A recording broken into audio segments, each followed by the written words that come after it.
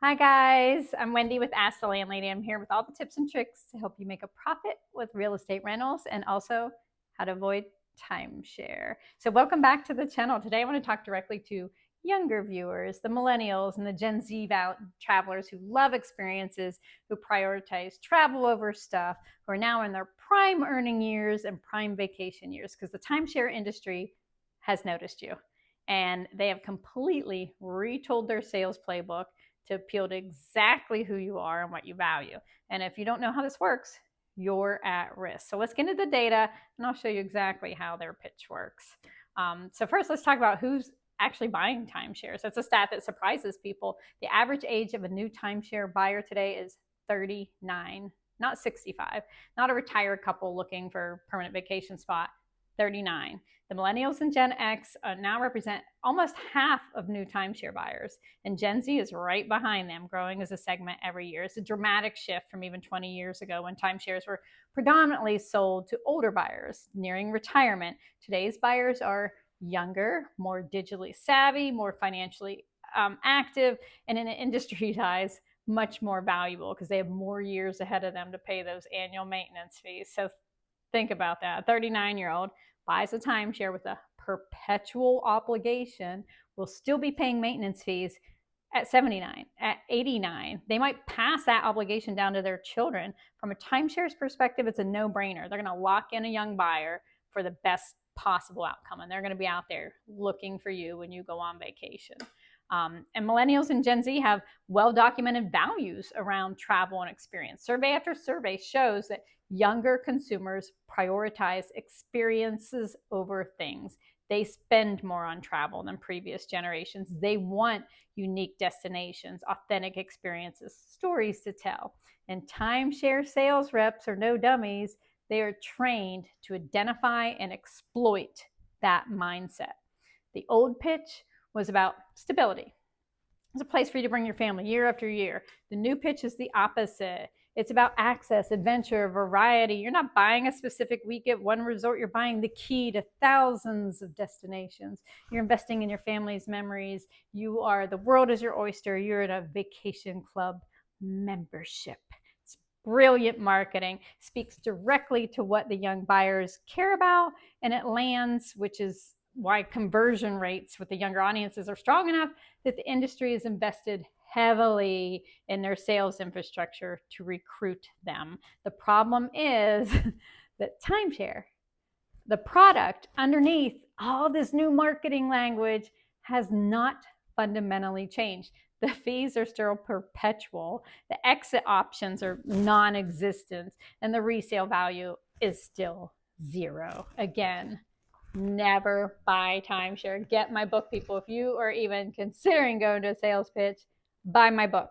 Don't buy it. Don't do it. Buy the book, not the timeshare. So here's the part that really gets me. As the industry targets the younger buyers with the experience-focused pitches, it has simultaneously switched away from the deeded properties towards the point-based vacation club memberships. And if you watched my previous video, you heard all about that. So the younger buyers are drawn in for this travel experiences. They're getting this club membership. It's not real property. There's no deed. All you have is a contract for access to a point system that the company controls. Huge upfront prices. The industry average transaction is $23,000. And that's a product that has no equity, no resale value, and an ongoing fee obligation that grows every year. So the best analogy I can give you, it's like paying $23,000 for a gym membership that you can never cancel. The monthly fee goes up automatically every year, and you also owe extra if the furnace goes out at the gym or they need a new roof. That's what it's like. And here's the cruelest part, that these young buyers, they don't know the real terms until they're years in and they've already paid the thousands of dollars, and then they might try to exit. By then, they're trapped. They're trapped. It's just an evil, evil industry. And I don't blame the younger buyers for falling for this. The presentations are long. They're held in resort environments that are gorgeous, that are designed to make you feel relaxed and optimistic. Again, I don't have a problem with timeshare resorts. I have a problem with timeshare the product and the sales presentations and the contracts. That's the problem. And the sales people they are among the most highly trained closers in any industries. I mean, these are a well-oiled machine to prey on every insecurity, every excitement that you might show. They're going to hone in on that. So what I do see with the younger people coming in is an awareness gap. Older generations who kind of lived through that, maybe you heard your parents do it, you've seen them try to struggle with exit programs, they're much more skeptical. And so there were a bunch of timeshare jokes on late night TV. So they're like, no, I'm going to stay away from that. Younger buyers don't have that. They come in with an open mind, which is the best quality of Gen Z. But it leaves them vulnerable to this extremely well-designed sales process. Their optimism and their excitement about vacation club membership. They don't have that skepticism like we did about timeshare. So it's working from the industry. They are trying to prey on them, and they are preying on them, and they're out there buying.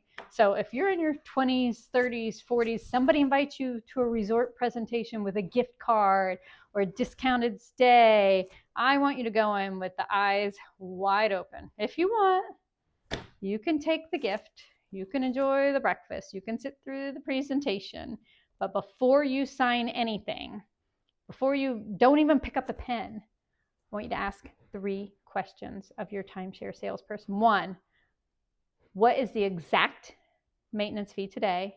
And what has been the average annual increase for the last 5 years? Get this in writing. You will be shocked. Those fees go up 17.5% per year. Does anything else in your life go up 17.5%? Inflation doesn't go up 17.5%. That's crazy. Number 2, what is the current resale value for this specific timeshare? Ask them to show you the comparable sales on the secondary market. Watch what happens. They're not going to engage on that. I can tell you that right now. And 3, what exactly is the exit process? Hey, salesperson, what if I decide 10 years from now I don't want to own this week at Myrtle Beach? How can I get out of this contract? They're not going to be able to tell you. And whatever they do tell you will be a lie. To ask them to show you in the contract. They can legally lie to you, but the contract can't lie. So make sure you don't sign that contract. Don't do it. Never buy timeshare. They're not going to give you clear answers. So that's going to be all the answer you need. I wrote this book specifically because I wanted younger people to have this information before they need it. This book's on Amazon. It walks exactly how these presentations work, what the contracts actually say, what a lifetime financial cost of this actually looks like. Please share this with anybody you know who might be struggling with timeshare or how to get out of it, or goes to these presentations on the outlook for more timeshare. No, get this book on Amazon, super cheap, never buy timeshare.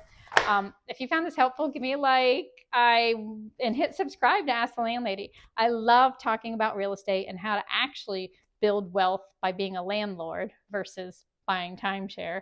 But I also like to have these videos too to show you some of the things out there that are being touted as financial assets or real estate property that actually are not. So hit me up in the comments. Are you a current timeshare owner? Have you found value out of it? Are you trying to get out of it? I would love to hear about it. My link to the book is on my page, so check that out. And I hope to see you next week here at Ask the Landlady. Thanks a lot. Have a great day.